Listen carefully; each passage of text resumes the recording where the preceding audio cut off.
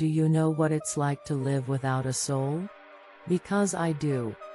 It's like watching a romantic movie that's so perfect you find yourself falling in love with the character. Then the lights come on, and you suddenly remember that person doesn't exist. And even if they did, they would never care that you exist. It's like running the wrong way on a racetrack. It doesn't matter whether you ever finish or not, because everyone else has already crossed the line and gone home. You've run farther than anyone else, your legs are agony and there's fire in your lungs, but you're still running because you're afraid of the silence when you finally stop. Living without a soul is sitting in the eye of the hurricane. Life is moving all around you and sometimes it feels like you're part of it when it passes too close, but in the end nothing and no one can ever move you. And though the wind howls fierce in its savage glory and sweeps all the world from under your feet, you'll never know what it feels like joining that wild dance. And that's okay. You tell yourself that at least you won't be hurt like all those other fragile humans burdened with their souls, but deep down you wish you could feel that hurt. Just for a moment. Just so once in your life you know there's something important enough to be hurt over. I lost my soul when I was only 6 years old. My father didn't want me. My mother told me so. She said I was the reason that he left, and I believed her. I was in first grade at the time, and our class project was to make a paper lantern which was closed at the top. The hot air from the candle was supposed to lift the lantern, although mine wasn't sealed properly and couldn't leave the ground. I was getting really frustrated, and after the 4th or 5th attempt I got so mad that I actually ripped the whole thing to shreds. My teacher, Mr. Hansberry, a gentle dumpling of a man with a bristly mustache, squatted down next to me and gave me the lantern he had been building. I was so mad that I was about to destroy that one too, but he sat me down and said, "Do you know what I love most about paper lanterns? They might seem flimsy, but when they fly they can carry away anything that you don't want anymore. You can put all your anger into one of these, and the moment you light the candle, it's going to float away and take that anger with it."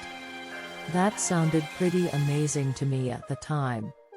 I settled down to watch him glue the candle into place, concentrating all my little heart on filling the lantern with my bad feelings. It started off with just the anger at the project, but one bitterness led to the next, and by the time Mr. Hansberry was finished I'd poured everything that I was into the paper. All the other class lanterns only hovered a few feet off the ground, but mine went up and on forever, all the way to the top of the sky.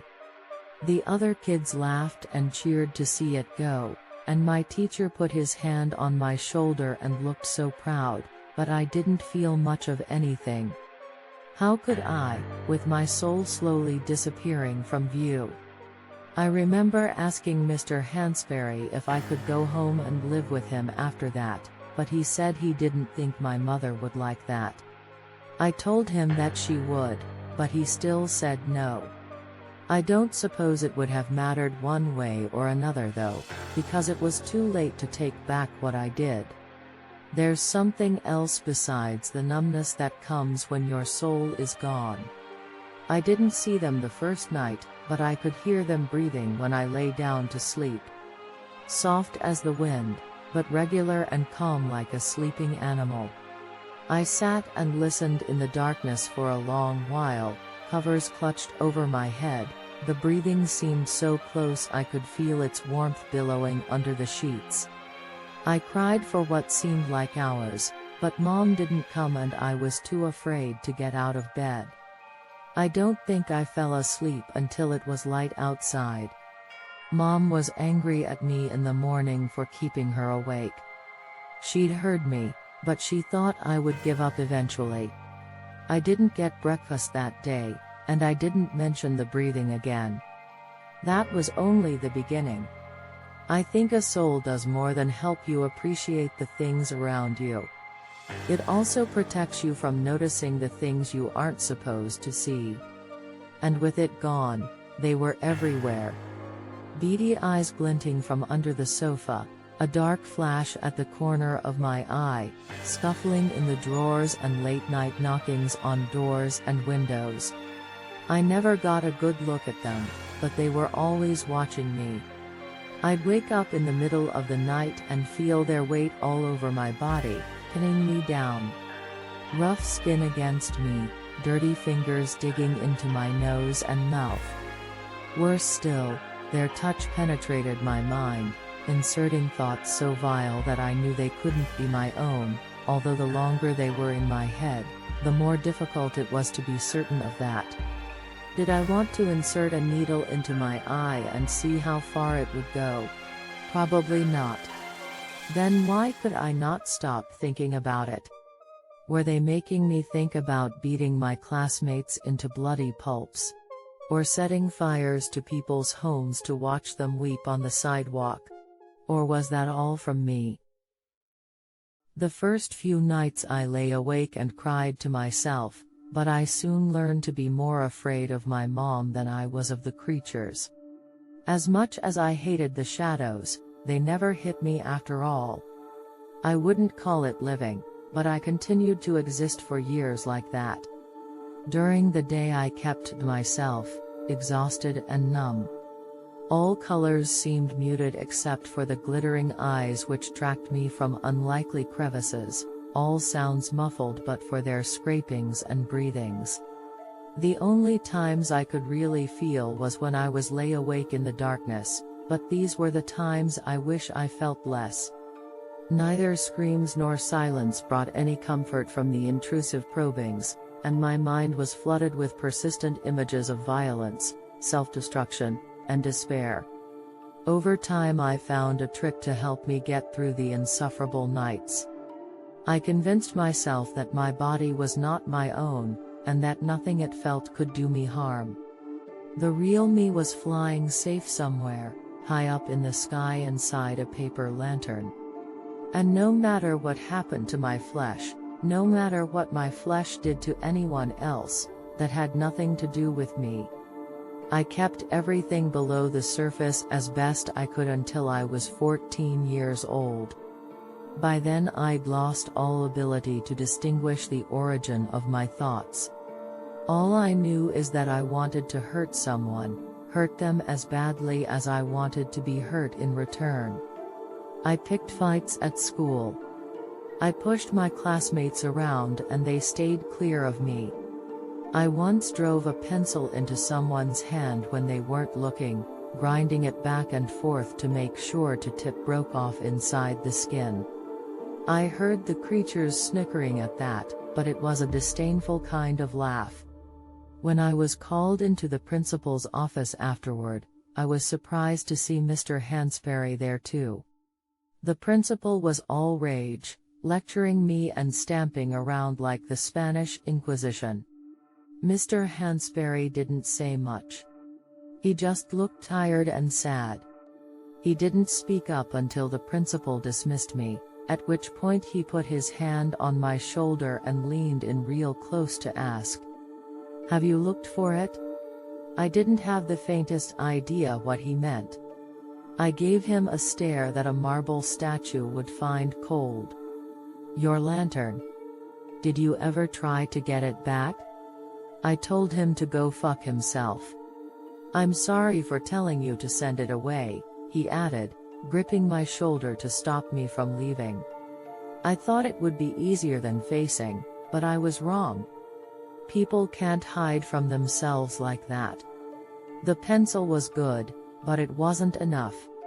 My thoughts matched the sardonic tone of the laughter, mocking me for my pitiful attempt. As the creatures crawled over me at night and their intentions mingled with my own, I decided to bring a knife next time. I considered a gun too, but resolved that it wasn't personal enough. I'd rather look into one person's eyes when the blade slipped into them than shoot a dozen scurrying figures from a distance. And what happened to me afterward? It didn't matter, because the real me was safely floating in the breeze 1,000 miles away. It wasn't going to be at school this time. I wanted to take my time and not be interrupted. Instead, I went out at midnight, the taste of those dirty fingers still fresh in my mouth. I didn't care who my victim was, as long as they could feel what I was doing to them. My neighborhood was quiet at night and there weren't a lot of options though, so I decided to head down to the 24-hour gas station on the corner. Kitchen knife gripped between my fingers, cold air filling my lungs, goading laughter and applause from the creatures thick around me in the darkness. I almost felt alive there for a second. Just like I did with the pencil, but this would taste better. Holding the knife, I felt like a virgin on prom night with my crush slowly unzipping my pants. I wasn't in the eye of the storm anymore, I was the storm, and tonight would be the night. That I saw a paper lantern floating in the air, just a few feet off the ground. The shell was so filthy and stained that I could barely see the light inside. It was impossible for the fragile thing to have survived all these years, more impossible still for the single candle to have burned all this time, but I knew without doubt that it was my light by the way the creatures howled. They hated it with a passion, and would have torn it to shreds if I hadn't gotten there first. I plucked the lantern from the air and guided it softly to the ground, the shades screeching as they whirled around me, feral animals cowed by the miraculous flame.